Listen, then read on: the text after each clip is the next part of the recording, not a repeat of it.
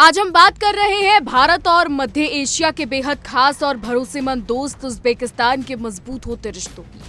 सोमवार को राजधानी नई दिल्ली में कूटनीति का एक बहुत बड़ा और अहम नजारा देखने को मिला, जब भारत के विदेश मंत्री एस जयशंकर ने उज्बेकिस्तान के विदेश मंत्री सेदोव और उनके उच्च स्तरीय प्रतिनिधि मंडल का गर्मजोशी से स्वागत किया। दोनों देशों के बड़े नेताओं के बीच हुई इस उच्च स्तरीय बैठक में भारत और उज्बेकिस्तान के बीच दोस्ती के एक नए और सुनहरे अध्याय की नींव रखी गई। ये बैठक सिर्फ एक औपचारिक मुलाकात भर नहीं थी, बल्कि दोनों देशों के बीच सालों पुराने ऐतिहासिक रिश्तों को एक नई ऊर्जा देने की दिशा में उठाया गया बेहद क्रांतिकारी और दूरगामी कदम था। भारत के विदेश मंत्री एस जयशंकर ने बड़े ही आत्मविश्वास के साथ ये बातचीत कही कि उन्हें पूरा भरोसा है कि ये बातचीत और ये द्विपक्षीय बैठक दोनों देशों के आपसी संबंधों को नई ऊंचाइयों पर ले जाने में निश्चित रूप से एक बहुत ही अहम और मील का पत्थर साबित होगी। बैठक के दौरान दोनों ही पक्षों ने अपने रणनीतिक और व्यापारिक संबंधों को नई मजबूती देने और साझा हितों को आगे बढ़ाने पर बेहद गंभीरता और गहराई से चर्चा की। इस बातचीत का मुख्य मकसद दोनों देशों के बीच पहले से चले आ रहे बेहतरीन संबंधों को और अधिक बेहतर, मजबूत और बहुआयामी बनाना था, ताकि आने वाले समय में दोनों देश एक दूसरे के विकास के सबसे बड़े भागीदार बनकर दुनिया के सामने उभर सके। बता दें, दिल्ली की इस ऐतिहासिक टेबल पर भारत ने उज्बेकिस्तान को लेकर अपनी विदेश नीति का एक बहुत ही बड़ा और साफ संदेश दुनिया को दे दिया। विदेश मंत्री एस जयशंकर ने बहुत ही स्पष्ट शब्दों में कहा कि भारत उज्बेकिस्तान को केवल एक मित्र देश नहीं मानता, बल्कि उज्बेकिस्तान हमारे भारत के विस्तारित पड़ोस का एक अत्यंत महत्वपूर्ण और अभिन्न हिस्सा है, जिसके बिना हमारी मध्य एशियाई नीति अधूरी है। विदेश मंत्री ने ऐतिहासिक पन्नों को पलटते हुए ये याद दिलाया कि भारत और उज्बेकिस्तान के बीच का रिश्ता आज या कल का नहीं, बल्कि सदियों पुराना और अटूट है। हमारे बीच प्राचीन काल से ही लोगों की आवाजाही, विचारों का स्वतंत्र आदान प्रदान और व्यापार का एक बेहद अटूट और निरंतर सिलसिला दोनों ही दिशाओं में लगातार चलता रहा है, जिसने दोनों देशों की सभ्यताओं को आपस में पिरोकर रखा है।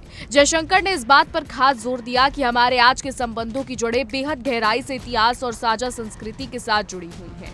सदियों पुरानी ये सांस्कृतिक और ऐतिहासिक नजदीकियां ही आज के आधुनिक दौर में भारत और उज्बेकिस्तान के बीच एक बेहद मजबूत, पारदर्शी और अटूट पुल का निर्माण कर रही हैं, जिसकी बदौलत दोनों देश हर सुख दुख में एक दूसरे के साथ मजबूती से खड़े नजर आते हैं। अब बात केवल इतिहास और संस्कृति की ही नहीं है, बल्कि आधुनिक दौर की बात करें तो भी दोनों देशों के राजनीतिक और संस्थागत स्तर पर बेहद मजबूत और नियमित संपर्क लगातार बने हुए हैं। विदेश मंत्री ने इस बात पर अपनी गहरी खुशी जताई कि बदलते समय के साथ साथ दोनों देशों के बीच के संबंध थमने के बजाय लगातार बेहद सकारात्मक दिशा में और ज्यादा तेजी के साथ आगे बढ़ रहे हैं। शीर्ष नेतृत्व के आपसी तालमेल का जिक्र करते हुए जयशंकर ने कहा कि हमारे देशों के नेताओं के बीच एक बेहद करीबी, दोस्ताना और सीधा संवाद हमेशा बना रहता है। उन्होंने इस बात को विशेष रूप से रेखांकित किया कि हमारे भारत के प्रधानमंत्री उज्बेकिस्तान के राष्ट्रपति के प्रति अपने दिल में एक बेहद खास, अनूठा और गहरा सम्मान रखते हैं, जो इस रिश्ते की सबसे बड़ी ताकत है। समय बीतने के साथ साथ भारत और उज्बेकिस्तान के द्विपक्षीय संबंधों का दायरा भी किसी एक क्षेत्र तक सीमित न रहकर बेहद व्यापक और विशाल हो चुका है। आज हमारे ये संबंध केवल कागजी बातचीत तक सीमित नहीं, बल्कि इंफ्रास्ट्रक्चर निर्माण, डिजिटल तकनीक, ऊर्जा, स्वास्थ्य और शिक्षा जैसे देश के विकास से जुड़े कई सबसे महत्वपूर्ण और आधुनिक क्षेत्रों तक बहुत ही मजबूती से फैले हुए हैं। इतना ही नहीं, दोनों देशों की नजरें अब भविष्य के नए क्षेत्रों पर भी बहुत मजबूती से टिकी हुई हैं। विदेश मंत्री ने साफ किया कि अब हम इन मजबूत द्विपक्षीय संबंधों को खनन यानी माइनिंग के लिए बेहद महत्वपूर्ण और एक नए क्षेत्र तक भी तेजी से आगे ले जाना चाहते हैं, जिससे दोनों देशों की अर्थव्यवस्थाओं को एक नई ऊर्जा और विशाल संसाधन मिल सके। अगर आर्थिक आंकड़ों और व्यापार की बात की जाए तो वर्तमान समय में भारत और उज्बेकिस्तान के बीच लगभग $1 अरब का एक बेहद बड़ा और ऐतिहासिक द्विपक्षीय व्यापार होता है। हालांकि विदेश मंत्री जयशंकर ने पूरा विश्वास व्यक्त करते हुए ये भी कहा कि दोनों देशों की अपार क्षमताओं को देखते हुए व्यापार का ये $1 अरब का आंकड़ा तो सिर्फ एक शुरुआत है और इसे अभी बहुत आगे बढ़ना चाहिए। कूटनीतिक और व्यापारिक रिश्तों को सामान्य जनता और जनप्रतिनिधियों के स्तर तक मजबूत करने के लिए एक बड़ा कदम उठाया गया है। विदेश मंत्री ने गर्व के साथ साझा किया कि हमने भारत उज्बेकिस्तान संसदीय मैत्री समूह का आधिकारिक गठन कर लिया है, जो दोनों देशों के लोकतंत्रों को आपस में जोड़ने का एक बेहद अनूठा और क्रांतिकारी माध्यम बनेगा।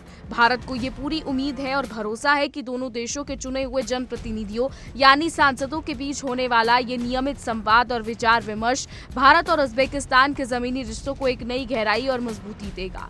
जब दोनों देशों के जनप्रतिनिधि आपस में मिलकर बात करेंगे तो इससे दोनों देशों की जनता के बीच आपसी समझ, विश्वास और प्यार का दायरा और ज्यादा बढ़ेगा। तो अगर हम बात विदेश नीति और वैश्विक मंच की करें तो दो बड़े विकासशील देशों के रूप में कई महत्वपूर्ण अंतर्राष्ट्रीय और क्षेत्रीय मुद्दों पर भारत और उज्बेकिस्तान की सोच बिल्कुल एक जैसी और समान है। खासकर आतंकवाद, उग्रवाद और मादक पदार्थों यानी ड्रग्स की अवैध तस्करी जैसे संगीन और वैश्विक खतरों पर दोनों देश एक ही सुर में अपनी आवाज बुलंद करते हैं। भारत और उज्बेकिस्तान दुनिया के कई बड़े और महत्वपूर्ण द्विपक्षीय और बहुपक्षीय मंचों पर कंधे से कंधा मिलाकर मजबूती से साथ काम कर रहे हैं। इन वैश्विक और क्षेत्रीय मंचों में शंघाई सहयोग संगठन यानी SCO जैसे शक्तिशाली और अंतर्राष्ट्रीय स्तर के बड़े मंच भी शामिल हैं, जहां दोनों देश वैश्विक शांति और क्षेत्रीय स्थिरता के लिए मिलकर काम करते हैं। विदेश मंत्री एस जयशंकर ने इस बात की बहुत ही गहरी सराहना की कि उज्बेकिस्तान की सरकार और वहां की जागरूक जनता ने आतंकवाद के हर रूप, हर स्वरूप और हर नाम के खिलाफ बहुत ही मजबूती, निडरता और स्पष्टता के साथ अपनी आवाज उठाई है। उन्होंने स्वीकार किया कि उज्बेकिस्तान के अपने अनुभव और अपनी चुनौतियां रही हैं, लेकिन इसके बावजूद उसने आतंकवाद के खिलाफ कभी समझौता नहीं किया।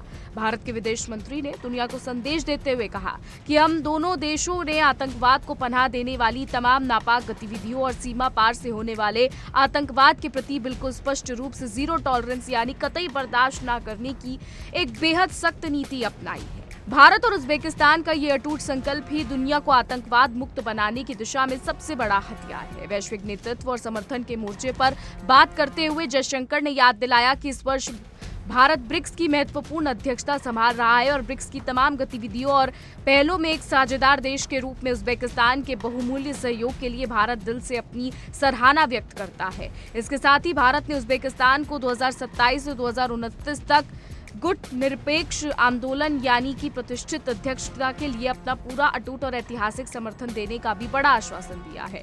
कूटनीति के गलियारों से आज एक बेहद बड़ी और महत्वपूर्ण खबर जो है वो ये है कि भारत की मध्य एशियाई नीति को एक नई दिशा जो है वो मिल रही है। सोमवार को, जैसा कि हमने आपको बताया, देश की राजधानी में भारत के विदेश मंत्री एस जयशंकर और उज्बेकिस्तान के विदेश मंत्री और उनके उच्च स्तरीय प्रतिनिधि मंडल की अगवानी हुई। दोनों देशों के बड़े नेताओं ने मुलाकात की। इस बेहद अहम और ऐतिहासिक बैठक की शुरुआत में ही भारत के विदेश मंत्री ने पूरे आत्मविश्वास के साथ ये बड़ा बयान दिया कि ये बैठक दोनों देशों के ऐतिहासिक रिश्तों को और ज्यादा पुख्ता बनाने में निश्चित रूप से बहुत बड़ा और निर्णायक योगदान देने जा रही है। बैठक की मेज पर दोनों ही देशों के कूटनीतिक दिग्गजों ने भारत और उज्बेकिस्तान के आपसी संबंधों को पहले से कहीं ज्यादा बेहतर और अटूट बनाने के हर संभावित रास्ते पर बहुत ही गहराई और गंभीरता के साथ मंथन किया। विदेश मंत्री ने भारत का रुख पूरी तरीके से स्पष्ट करते हुए उज्बेकिस्तान के प्रति अपनी रणनीतिक प्रतिबद्धता को दोहराया।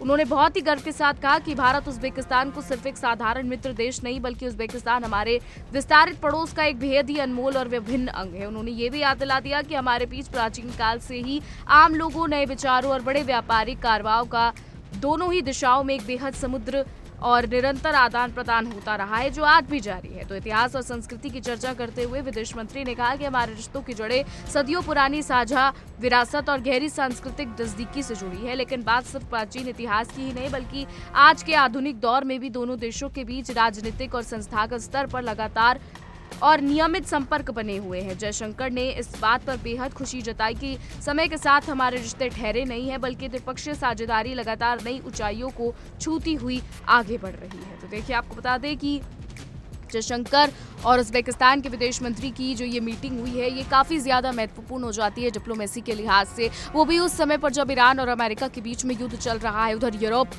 में रूस और यूक्रेन के बीच में युद्ध चल रहा है। हालांकि भारत ने हमेशा अपना स्टैंड युद्ध को लेकर साफ किया है। भारत ने हमेशा कहा है कि किसी भी समस्या का हल जो है वो बैठकर और बातचीत के जरिए सुलझाया जाना चाहिए, ना कि मैदान में युद्ध लड़कर, क्योंकि इससे क्या होता है, इससे दोनों देशों की जनता जो है वो पिसती है। और यही रूस और यूक्रेन के युद्ध में हो रहा है और यही चीज ईरान, अमेरिका और मिडिल ईस्ट में हो रही है। तो ऐसे में उज्बेकिस्तान के विदेश मंत्री का भारत आना और भारत के विदेश मंत्री एस जयशंकर से मुलाकात करना, ये अपने आप में बड़ी बात है। वो भी ऐसे समय में जब पूरी दुनिया में ट्रेड जो है वो तेजी से बदल रहा है। आप देखिए, हॉर्मुज में जो है लगातार ईरान ने नाकेबंदी की हुई है, जिसके बाद साउथ एशिया हो या फिर एशिया के देश हो, वो कहीं ना कहीं अपने व्यापार को लेकर चिंतित नजर आ रहे हैं, क्योंकि जिस तरीके से कमर्शियल शिप्स, व्यापारिक जहाज़ों पर हमले हो रहे हैं, उससे कई व्यापारिक जहाज़ों की जो कंपनियां हैं वो पीछे हट रही हैं।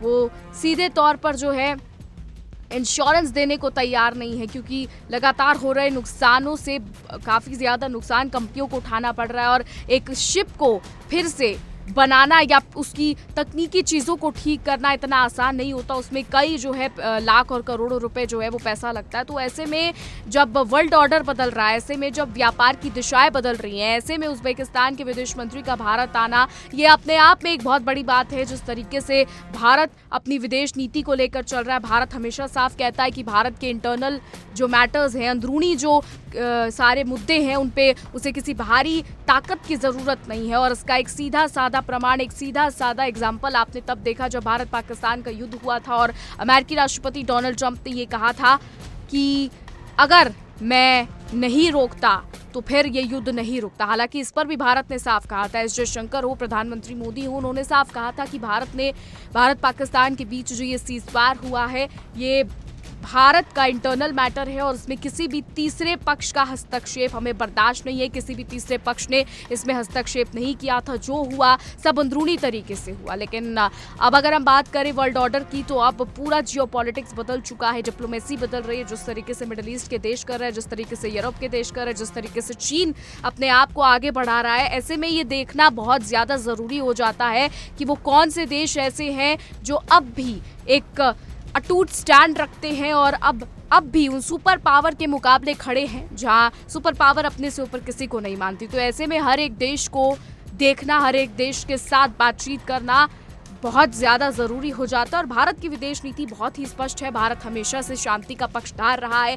वर्ल्ड वॉर 1 हो, वर्ल्ड वॉर 2 हो, भारत ने हमेशा से जो है शांति से बात करने की कोशिश की है। नाम आपने सुना होगा, उसको लेकर भी भारत का स्टैंड साफ था। तो अब देखना ये होगा कि आने वाले समय में ये वर्ल्ड ऑर्डर और किस तरीके से बदलता है। लेकिन फिलहाल हमारी आज की रिपोर्ट में बस इतना ही। तमाम खबरों के लिए देखते रहिए इंडिया डेली 24/7। देखिए इंडिया डेली 24/7 अब आपके स्मार्ट टीवी पर। इंडिया डेली मौजूद है सभी डिजिटल प्लेटफॉर्म पर लाइव और लगातार। इंडिया डेली 24/7 हर दिन राष्ट्र को समर्पित।